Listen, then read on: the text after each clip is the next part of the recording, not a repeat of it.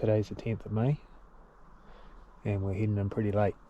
It's 1 o'clock in the afternoon because we've been at kids sports, and that's what it is now. Kids sports, most important thing, hunting second. So we'll main thing is just get Nuke out for a walk is what we're after, and today we're targeting a hind because we need some nice meat to eat. Most of the stags shot over the raw have been turned into either sausages and meat patties or dog food, so now we need some steaks. We're running low at home, so that's the plan. Yeah, not planning on being in here till dark, so we'll just try and get a hind early if we can and then head straight back out. It's light wind, sunny, beautiful day. It's been pouring down last night. Be interesting to see whether this area still holds a few animals after the roar. It's a long way from good food.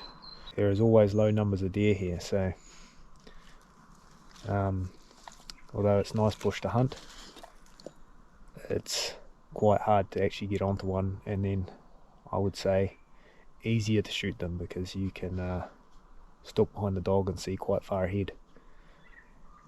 But let's go have a go. I spot this deer here because I can see the puffs of steam coming from its nose as it's sitting there breathing. I see that wafting through the bush, and I keep looking until eventually I can see steam coming out of two nostrils.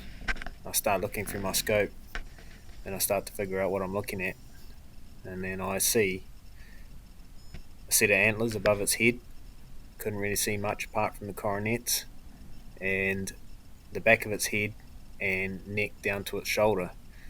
Doesn't show too well in the scope cam. It sort of seems to focus more on the sticks and stuff ahead of the deer, and you don't see the deer as good as what I can see it. But yeah, I have a crack at this one.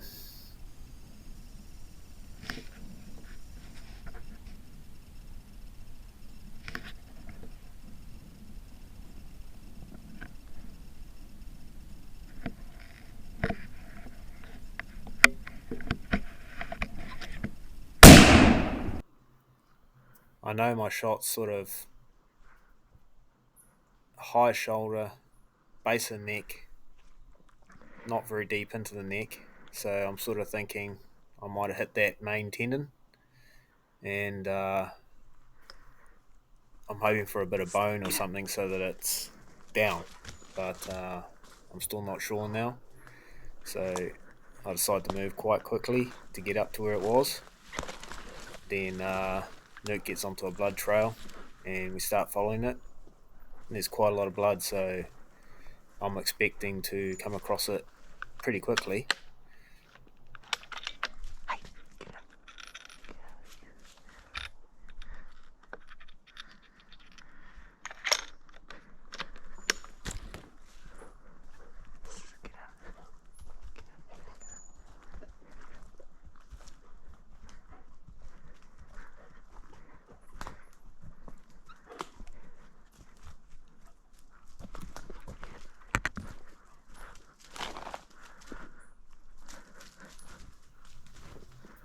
Right here is where the deer was sitting, so I'm pretty gutted not to see it lying there. I didn't see it get up and run, but I did hear a deer running away, which often happens when you shoot a deer in the bush. There's another one close by that runs, but in this case it's the one that I shot that is running. So now I start to get a bit worried.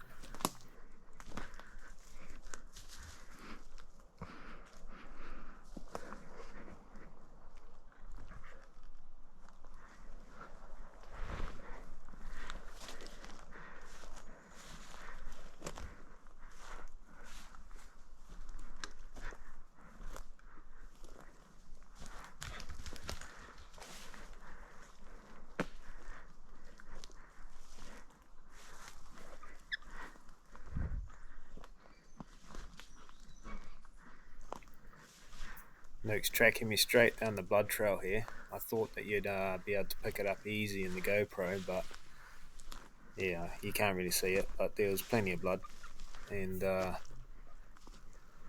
still thought, I've got a pretty good chance here.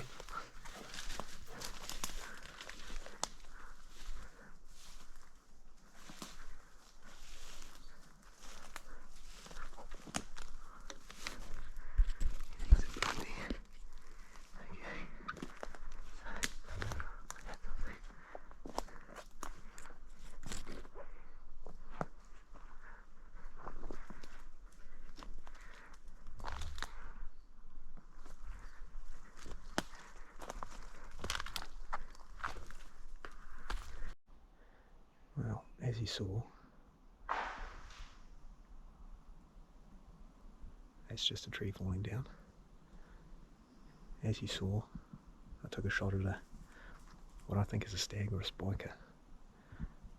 I can see its neck and its shoulder sitting down, so probably my bullet's high through the shoulder, and we've got a good bit of blood. We've tracked it for a little way, like 50 metres. Now I'm just going to slow it all down, calm down Nuke, and we'll take it slow because it's obviously probably going to take a bit of finding. And yeah, I'm on the last bit of blood I can see now. I'll get some toilet paper out, chuck it on it, and I can start making a bit of a trail and keep Nuke in. And we'll try and sneak up on it. Should sit down. That's the plan anyway. With the amount of blood it's losing, it should go down. So we've just got to make sure we find it.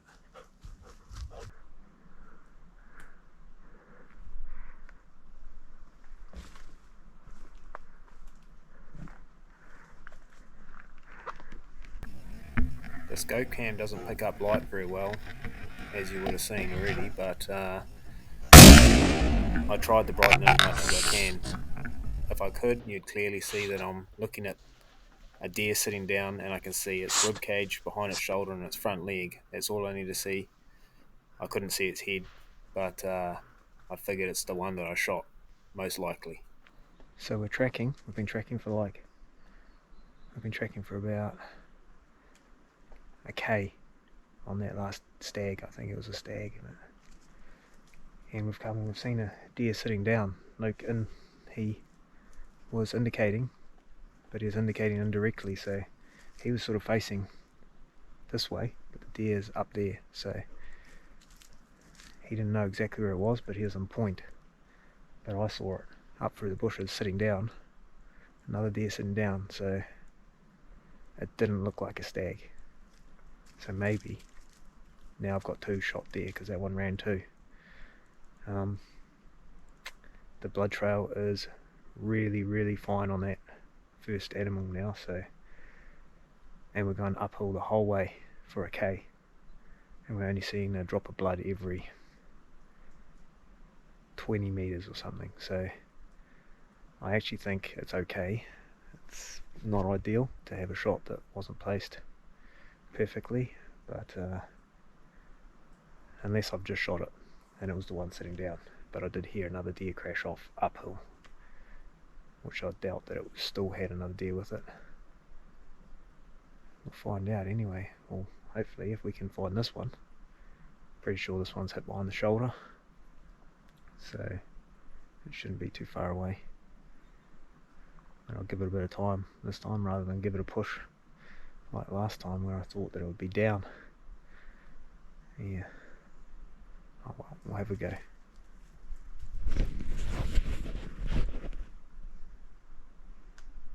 Hey Nuke, you'll be able to find it, won't you? You'll find this one.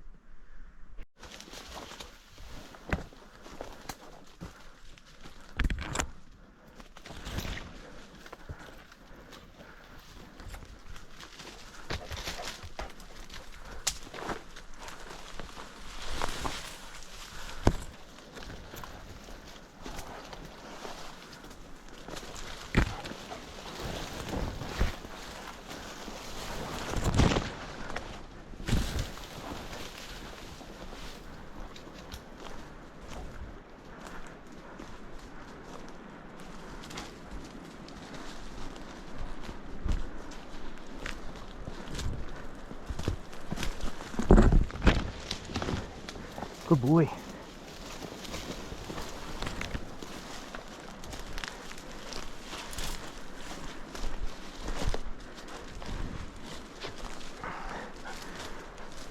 That's what we're after. That's what we're after. There's our meat.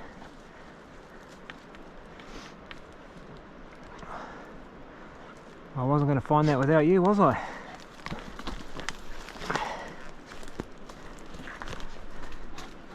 That was a bloody hard thing to find.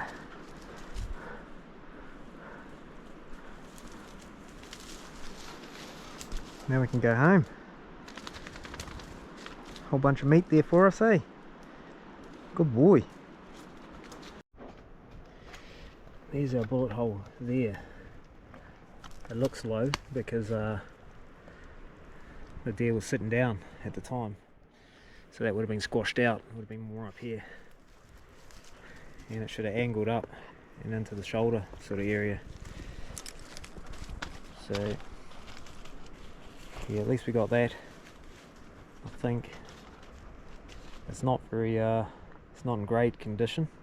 Looks like it's got a big gut on it, but that spine's sticking out a bit, quite a bit.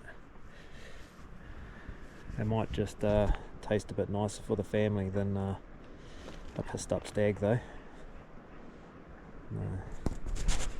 I think we've lost our stag nuke.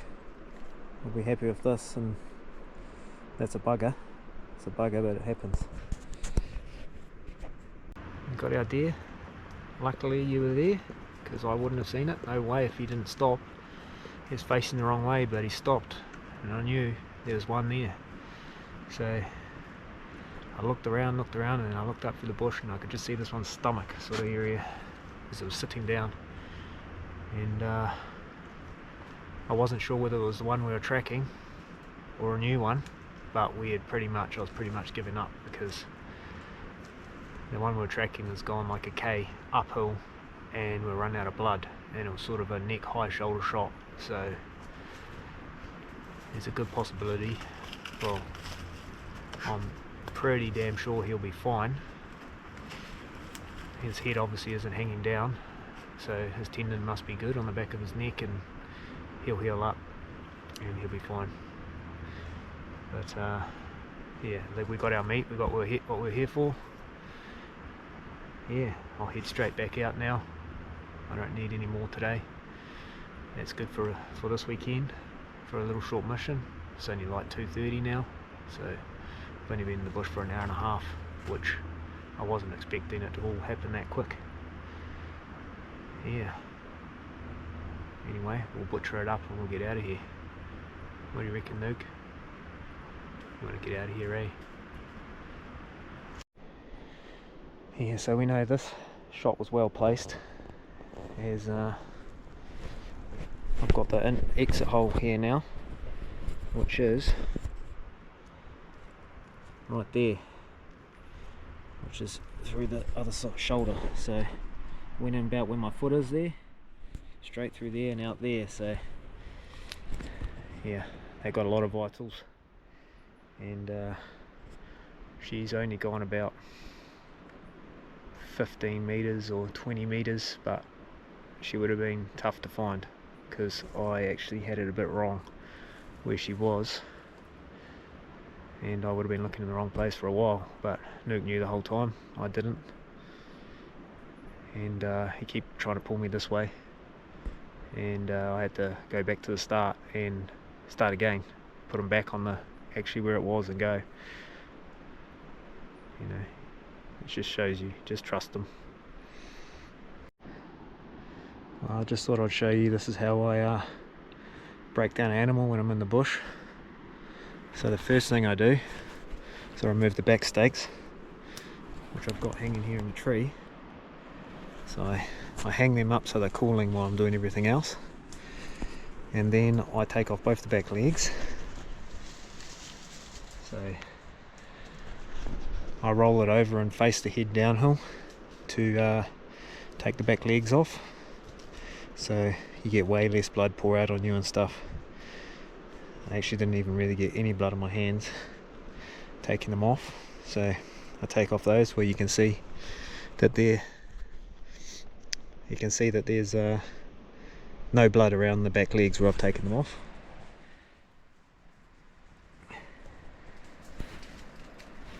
Yeah, and that's just because I face it downhill with the head, and then I hang both the back legs in the tree like so, and I skin them out from there, and once I've got the skin off, then I completely remove all the meat, and that goes in the bag, back steaks on top, and that's it, all done. So I always tie the leg around up there, and that's so I can cut this tendon here and take all that meat off the bone without it falling on the ground, and I can skin right up to here. So that's why I hang them like that. And when I'm done and ready to pack it all in the bag, it looks like this.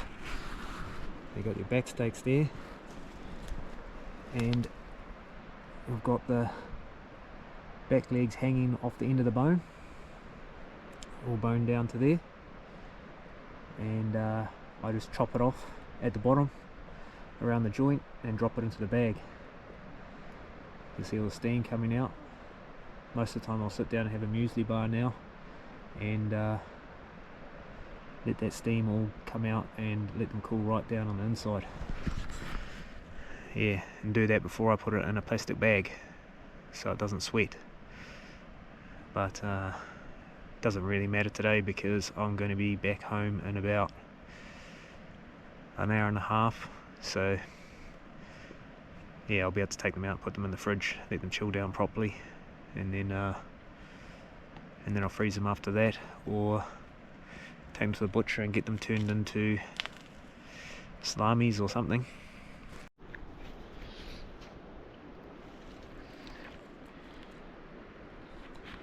Right, that's taken me till 3 o'clock to sort out, which isn't too bad. Then we've just got to go back up that hill, only about 5 or 10 metres up there, and then we're on the ridge, and then we're that way, all the way out, down to the ute. So yeah, not too bad. Should only take about half an hour to get back down to the ute. I need my rope too. Grab my rope. Bag's nice and full. There's probably about 15 to 20 kilos of meat in there, so yeah, that'll feed us for a little while. And now we're going to leave. Let's go. That might be the hunt over.